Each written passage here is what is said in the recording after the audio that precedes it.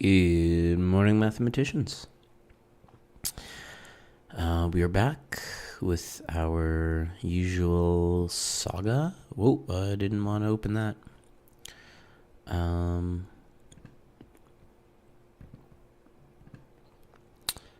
Today we are talking about the existence theorem in Milne's class field theory notes.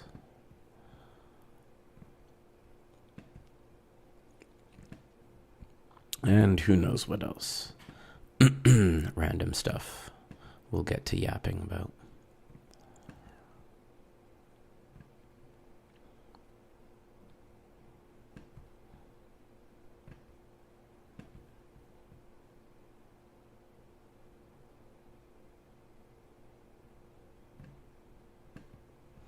So, what is the existence theorem?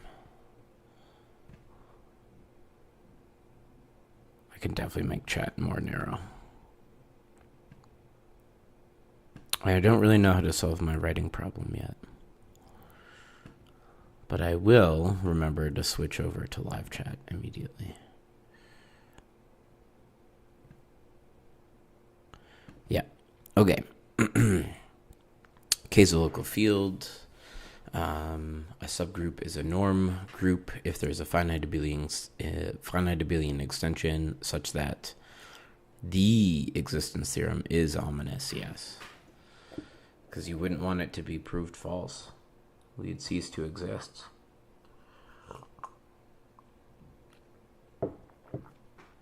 Yeah, wouldn't the existence theorem be like the self-referential theorem that asserts its own existence or something? That would be the existence theorem.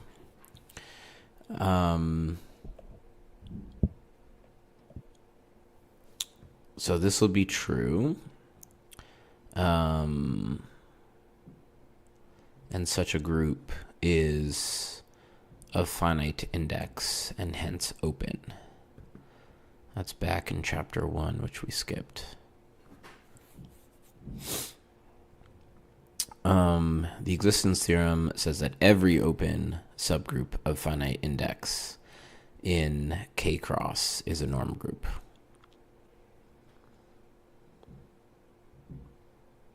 I see.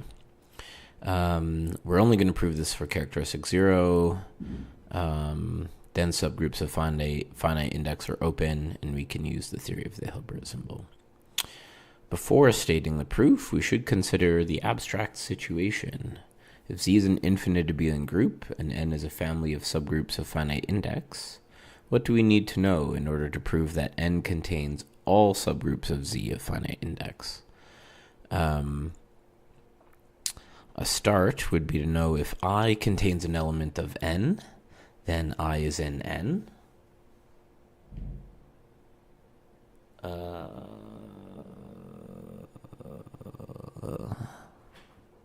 Wait, what? N is a family of subgroups.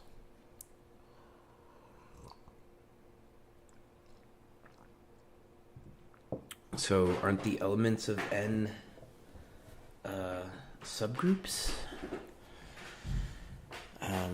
Oh, I see. And N is another family. Hello, Rod. Hello, Rod.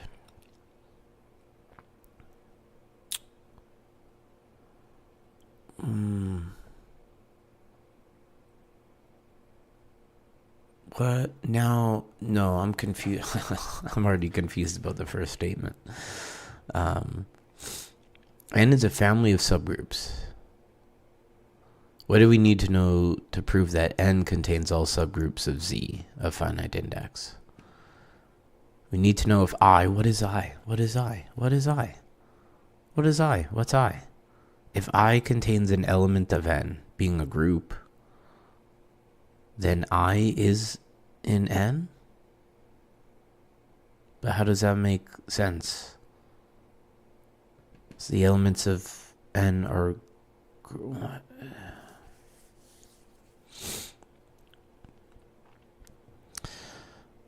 Have I read Arabi?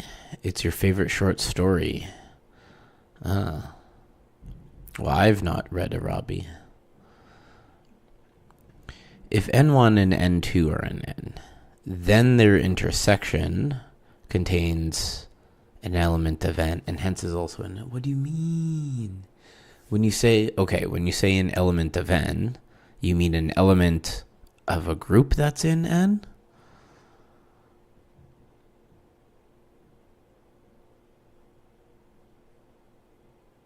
Surely that must be what he means when he says contains an element of N. Or I guess contains could mean subset. So if an element of N is a subset of I, then I is in N. Okay, and I is supposed to be a subgroup of finite index. This is oh,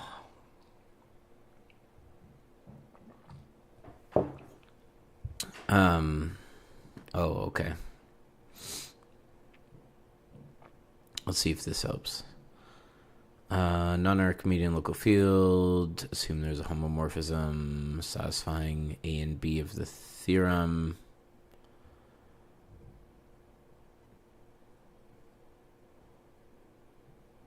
What? Then there,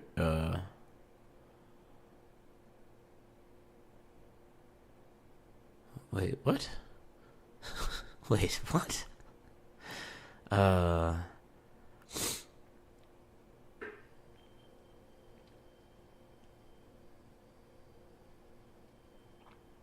Sorry. What is my brain broken today? K is a local Archimedean field. Assume there exists a homomorphism satisfying conditions A to B of the theorem.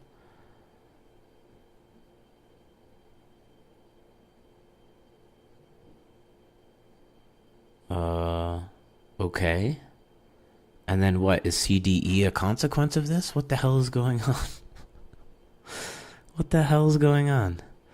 Oh,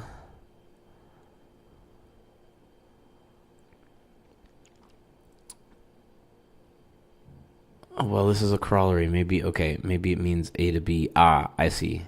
He means A to B here. If we have a field satisfying A to B here, then these things are consequences. Okay. Yeah. So,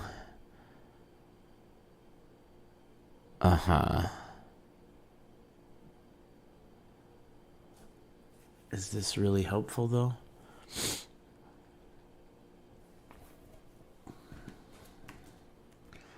Whatever. Let's where was I?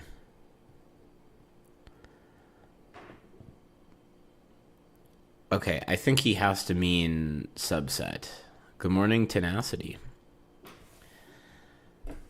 We know that a family of norm subgroups has these properties. Subgroups of K cross has these properties.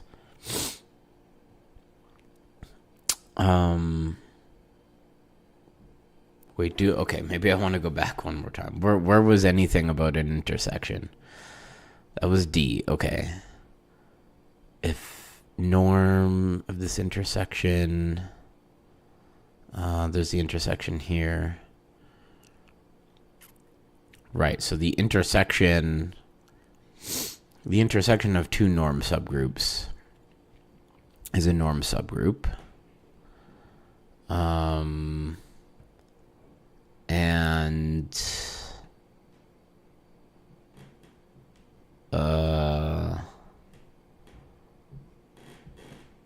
Yeah.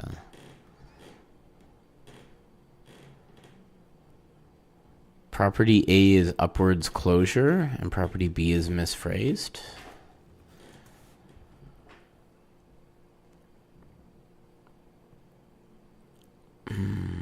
Property A is upwards closure.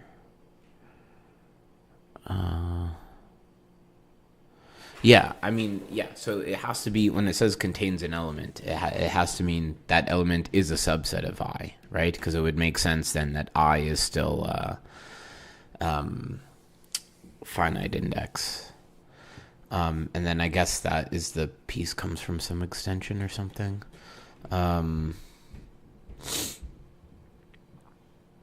Yeah, yeah. And I guess that's misphrased, right? It should just say that the intersection of N1 and N2 and in N are in there. Good morning, Kay. By the way, I like it when people on this channel call me Kay because, of course, it's short for K-theory, but it's also short for my actual first name. So I really like it when it's said on this channel for that reason.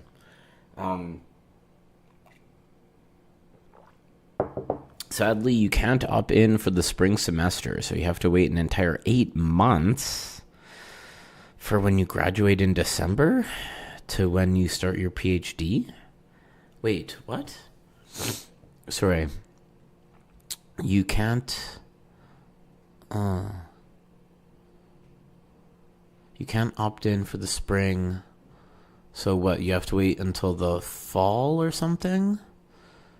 Oh, you have to wait 8 months from when you graduate in December to when you start your PhD. Really? There's no, how many people have you talked to about this? Or you really can't, there's no way that they can make an exception? That kind of sucks. Do I have any advice of what to do in that time period in between? Yeah, again, it's very hard for me to give advice because everyone is different. So I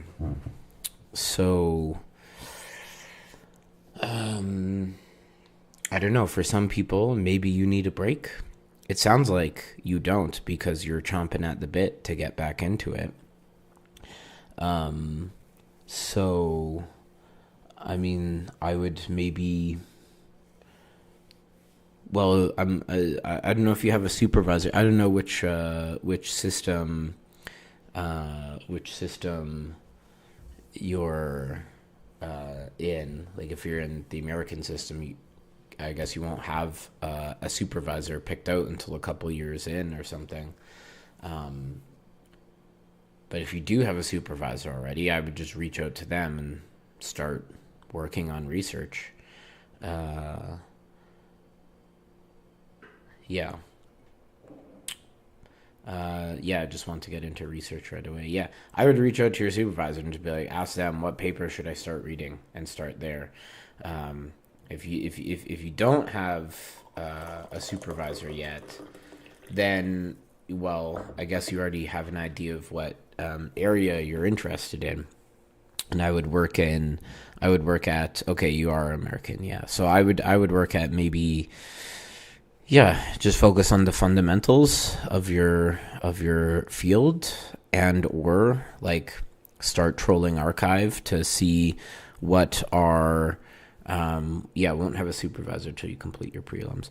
I mean, you can also start I would spend some time, focus on the basics, keep yourself sharp on some graduate material. But yeah, start looking. I mean, you probably already have an idea of people who you might want to be your supervisor.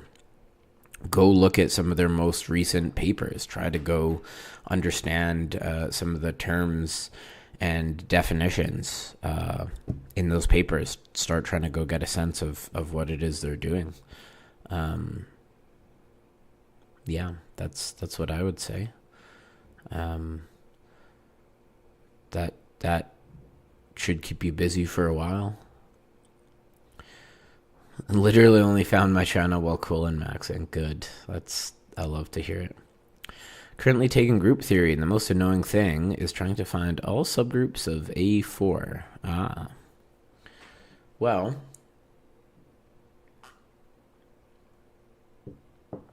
yeah, I suppose it's not the number one easiest task in the world, but well, what do you know about Subgroups. I mean, you're armed with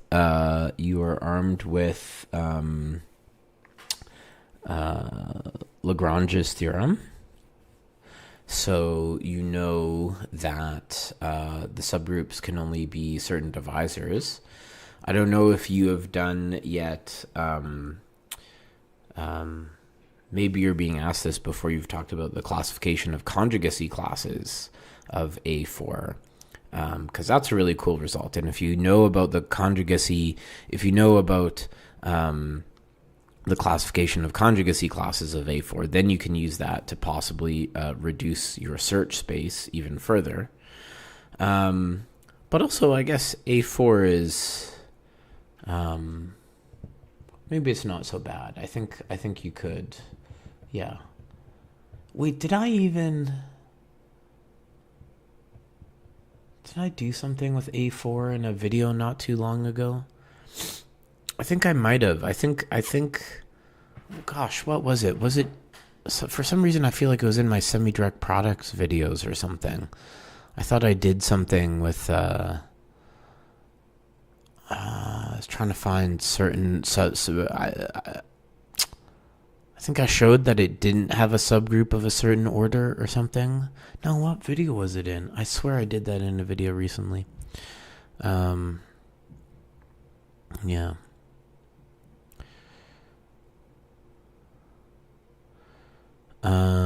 Don't make your do a couple years of classes pre-registration? Huh?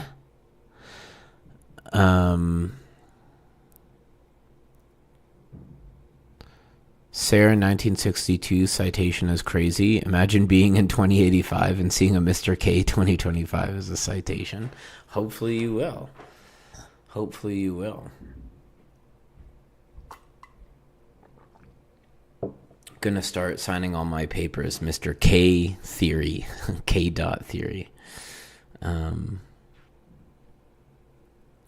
Well, let's see. Which one is it? What page are we on? We're on 124. Oh, it's Local Fields. Local Fields by Sarah.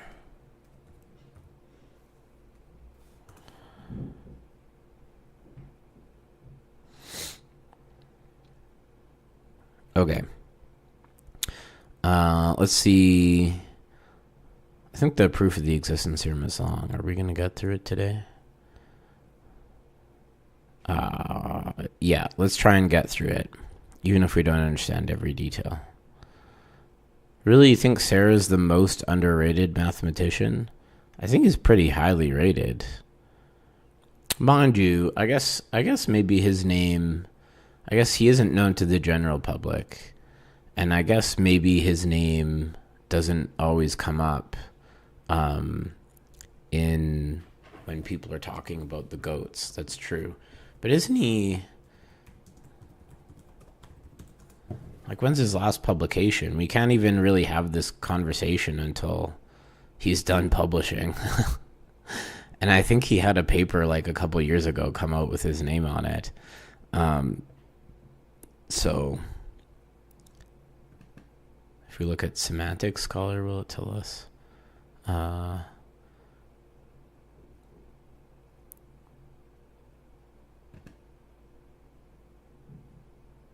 2000, 2009, 2003.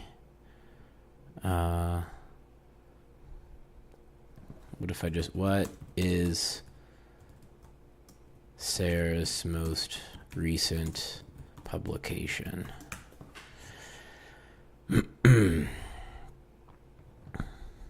2020. Published a book in 2020. Okay, I don't know if he was pumping out new results in that book, but yeah, he's still alive. Sarah's still alive and kicking. So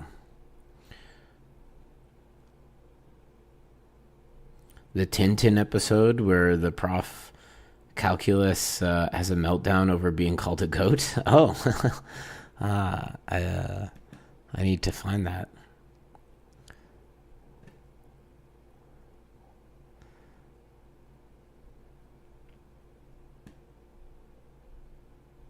Yeah, that's true. Grothendieck does get all the credit, but Sarah was important too.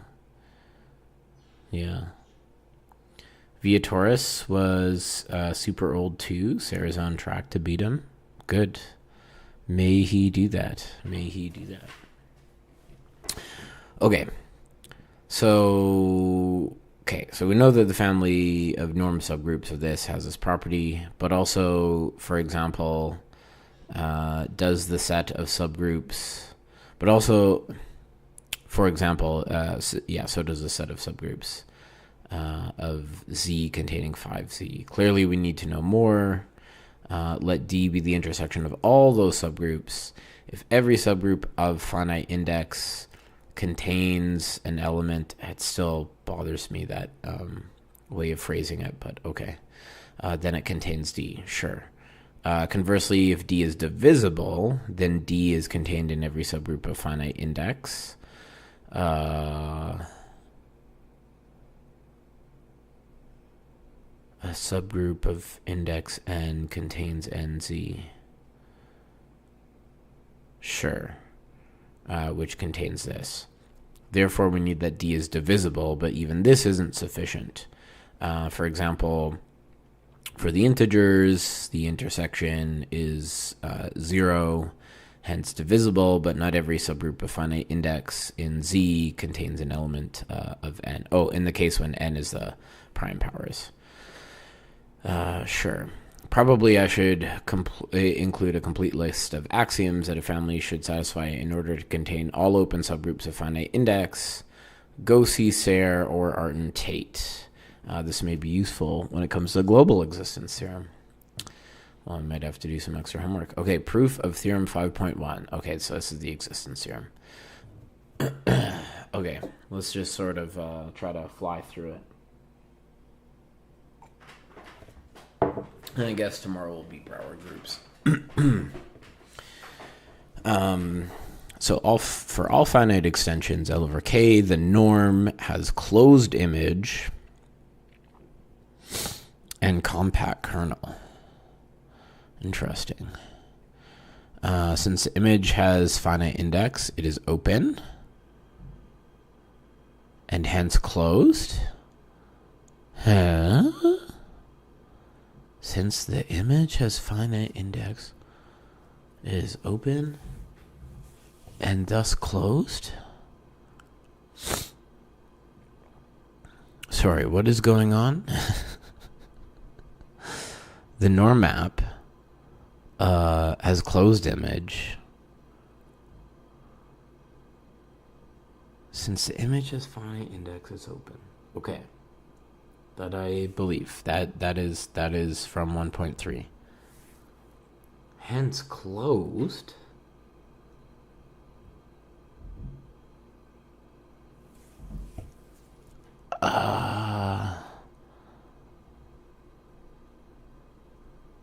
Profinite topology?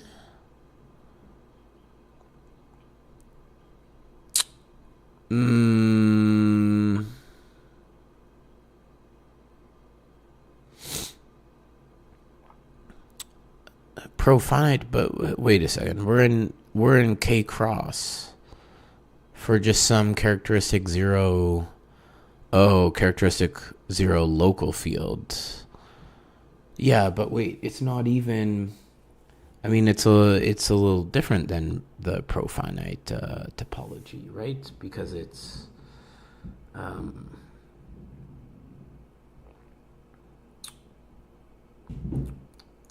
wait, does QP cross have the profinite topology? Oh, we give K cross a different topology via reciprocity. This is why I need to do a review session. Yeah, it's not clear to me why this should be profinite, but I guess something to do with statements like this. Okay.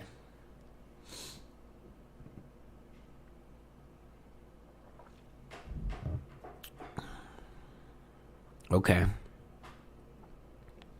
I'll just take that on the chin and keep moving. The kernel is closed. Yes. And the equality, the ord of the norm, should be this times the ord of A, which is this. Shows that it's contained in UK, which is compact. And why is this equality hold? Again, I guess, yeah, it's just I haven't done enough exercise. Review session coming soon. Yesterday, we went on a departmental hike, and I brought my laptop on the bus. And I mostly did research, but I also did a little bit of typing up review theorems. So I am making a CFT cheat sheet, if you will. Okay.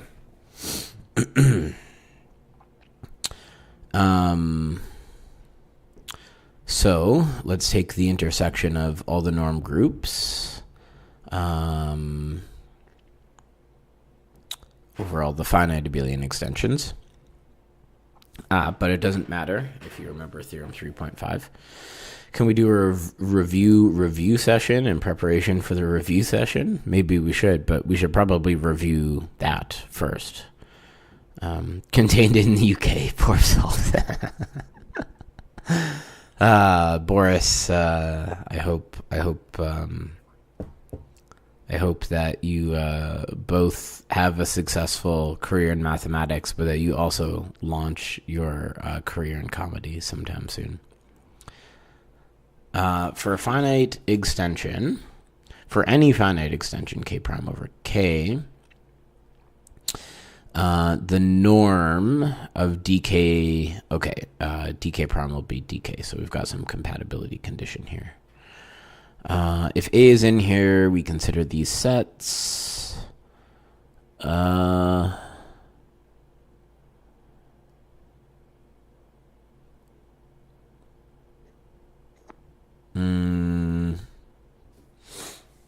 agree that they're compact and non-empty.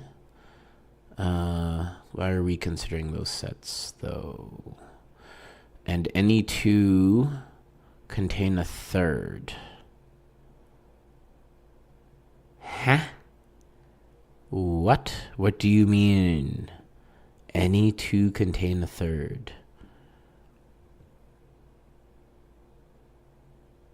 A third what? These are like different kinds of sets, even. A third one of something that looks like these? What the hell are you talking about? Therefore, their intersection is non-empty.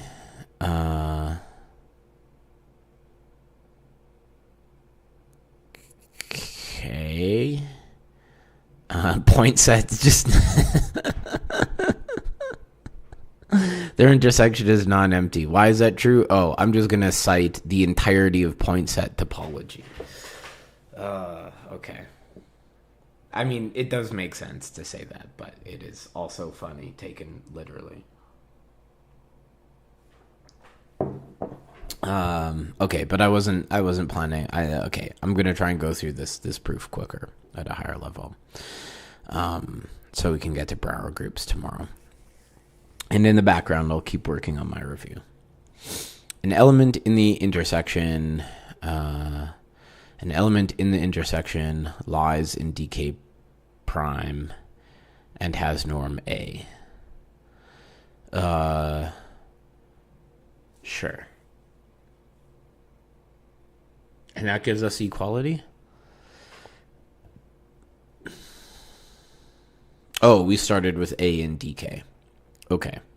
And that gives us one way. I guess the converse should then, I guess that's somewhat straightforward. By, like, compatibility of norms. Okay. Step 3 is that the norm group is divisible. We have to show this. Let A be in here for each finite extension, which contains an nth root. We form this set of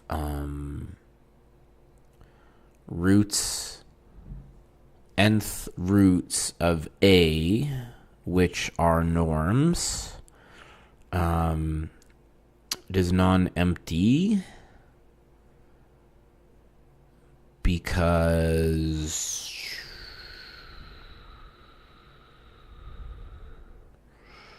according to proposition 4.1, I don't remember this.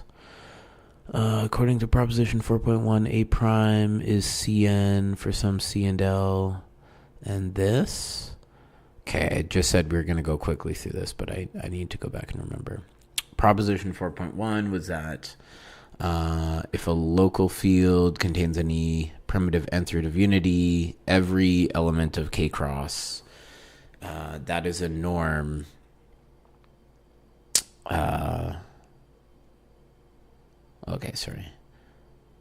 Any element of K cross that is a norm from every cyclic extension of degree dividing n is an nth power.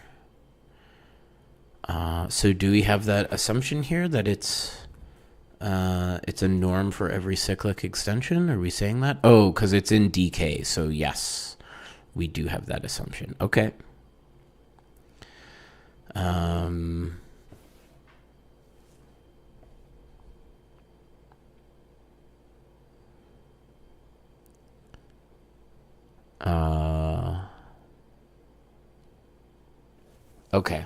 Okay.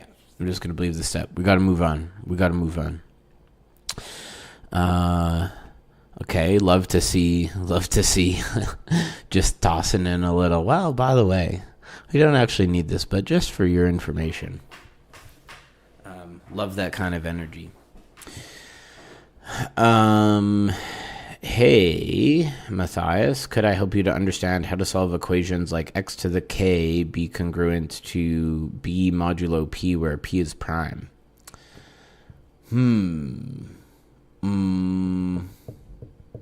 Well, if k is 2, then you can definitely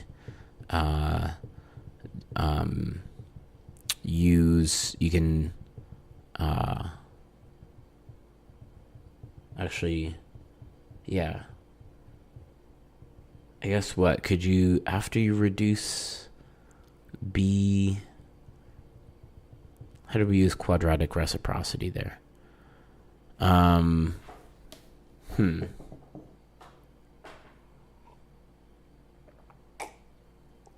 Actually, this is a good question. This is a really good question.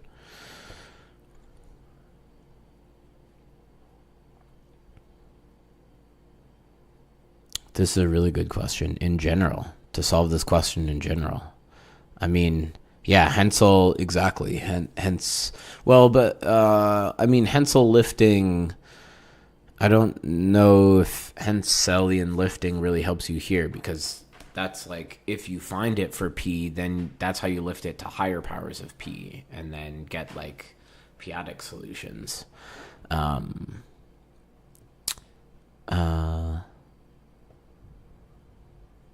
But, I mean, this is kind of like, yeah. I mean, if we think about the special case when B is 1, this is just finding, like, nth roots in the field FP. I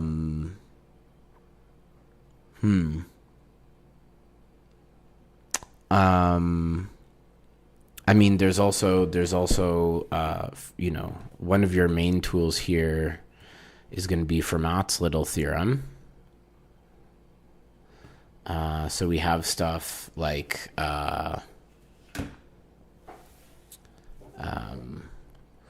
let's see. So, I mean, definitely we have the special case like x squared congruent to b mod p. I mean, we have, there's a whole theory of determining which numbers are squares modulo p versus which ones aren't. And I guess quadratic reciprocity is going to be your friend here.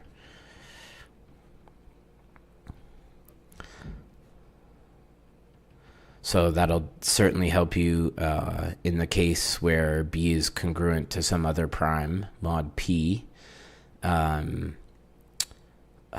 What do we do for higher powers?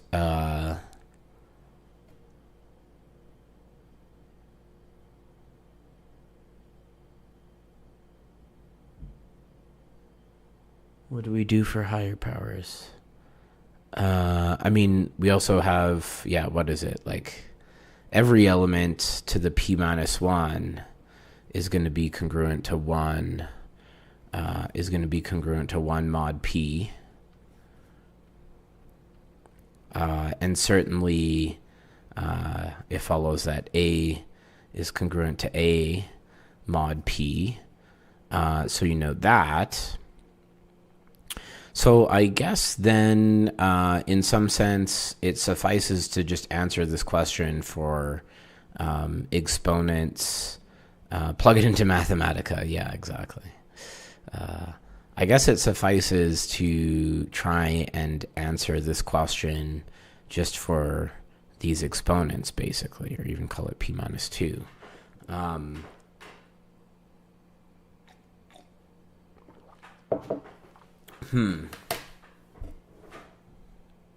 This is good. This is a good question. I might even make a video on it at some point. No promises, but I think this is all I can say off the top of my head for now. I feel like there's something simple and obvious that I'm missing in this theory.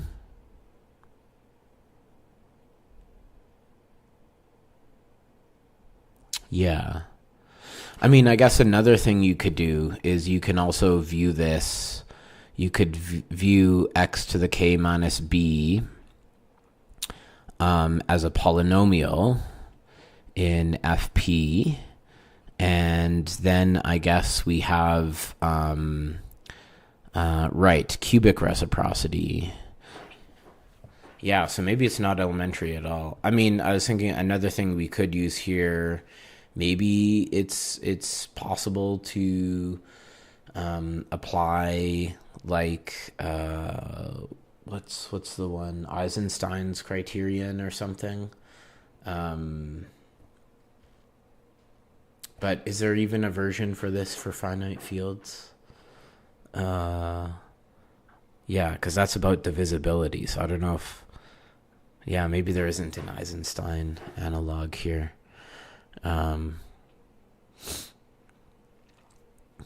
But you know what would be a good idea for a video? This is far down the line. But I thought about making a video where I sort of talk systematically about like what are our tools for solving like equations, like mod p equations. Of course, so do a review. Of course, we can solve linear equations just fine. And then, quadratic equations has, a pretty, I guess for quadratics, you could even use like the quadratic formula, basically. Linear, quadratic, then like, a review of like general polynomials, and then, like multivariable, which like intersects with linear, but then we also have like the ax plus by ones, and then of course that could lead into like elliptic curves over finite fields and stuff. Your favorite irreducibility criterion is Kahn's. Never been lucky enough to use it. I don't know this one. We really need to wrap up a stream though here, gang. We need to get back to some class field theory, I say, as I look up this other thing.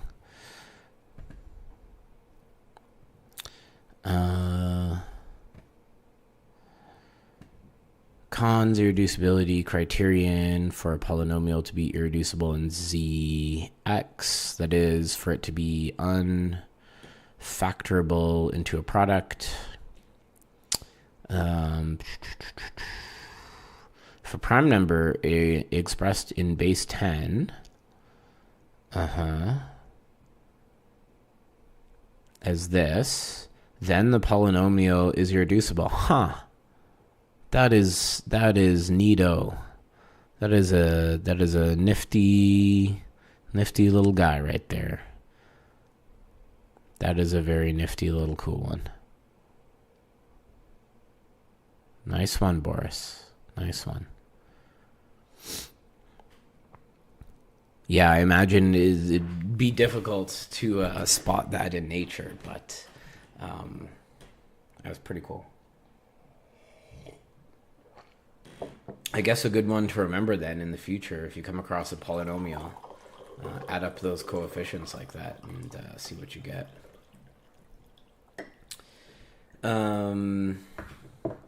Okay, so let's skip the one that's not actually used. Every subgroup, a finite index that contains the norms, the unit group is a norm subgroup.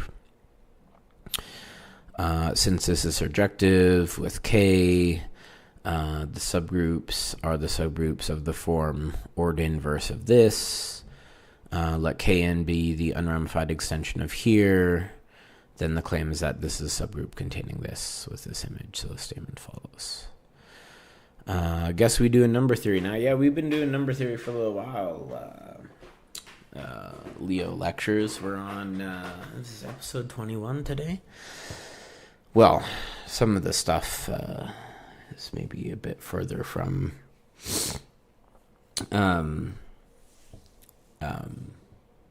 number theory. I mean, it's all in service of number theory, but you could definitely be staring at the group cohomology section and be like, what does this have to do with number theory? Crossed your fingers and checked it during all your undergrad exams. Never got to use it. Damn. Well, I mean, would it even count legally? I mean, I would be so blown away. I would definitely, as a TA, I could tell you this. Then this is not a suggestion for you to use this, but as a TA, if someone pulled that out of pocket and cited the criterion, I would probably forgive them for it not being officially part of the class. I'd be like, damn, that's too crazy of a thing that you saw that. I have to give you the marks. That's just me. And normally I'm known as as a harsher marker, but I would have to give you marks for that. What brought us to number theory? I don't remember. But there was some suggestion floating around. I don't remember who floated it exactly, but somehow it was, I think, partly a collective decision to do a read-through of class field theory. So let's just see. Let's just try and wrap this up. We're almost done. It's Sunday, I guess. We can take our time. We now proved the theorem. Let N be the set of norm groups so that dk is this. I is a subgroup of finite index. dk is divisible. I contains it. I did get a haircut. Thank you. So I is in this intersection. And this intersection is contained in this more intersecty kind of intersection. So therefore, the sets have empty intersection. Sure. As they are compact, some finite subfamily has intersection. For some, i.e. for some finite subset. This is true as any two subsets contains a third. Still a weird phrasing to me. Well, even though that may be all you can bring, it is still appreciated. So thank you. Yeah, Beanie Boy days are over. I'm no longer feeling sick. Actually, I got a little bit of stuffiness in my nose, but I successfully combated. I had a sore throat, and almost without fail, the sore throats always seem to evolve into a full-blown cold afterwards. But I fought hard against it. My popping zinc and vitamin C and doing the steam room and lots of soup and fluids and other crap and resting hard and I kicked its ass before it became a full-blown cult. So thank you. I am the best. Fix a norm subgroup such that this I claim that I contains ST always knocks you out for a week. Yeah, it can be brutal. Fix a norm group such that this is true. I claim that I contains. I'm losing my ability to focus here. Now this is finite index. Yeah, I mean, this is something I just got to come back and write out.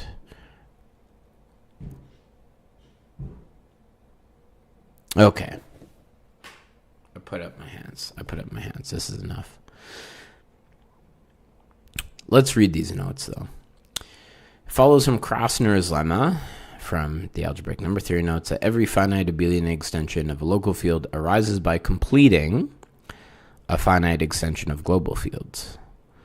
Doesn't the general theorem hold? Isn't it true that every finite, at least for like p-adic local fields, doesn't every extension arise as the completion of a global extension?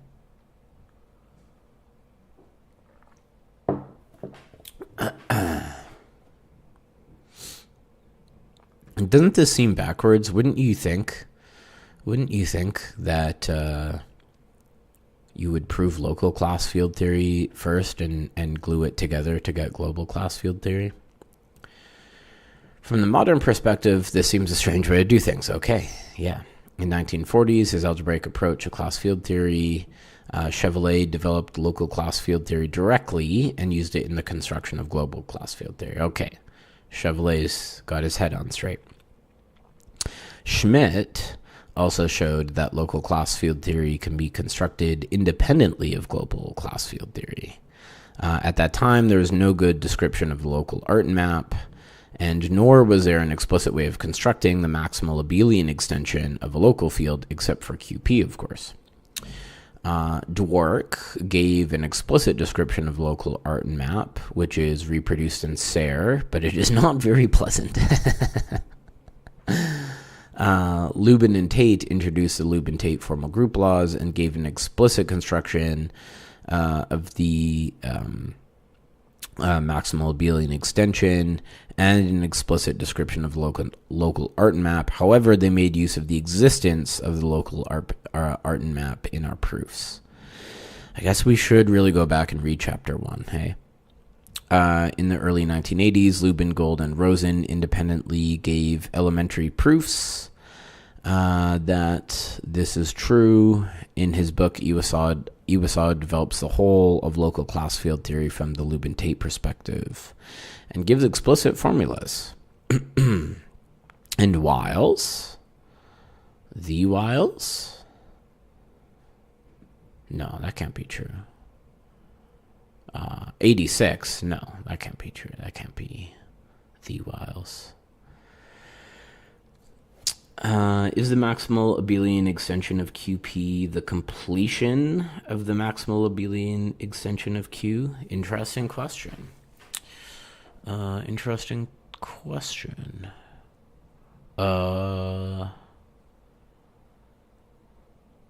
That is an interesting question. I don't know. Well,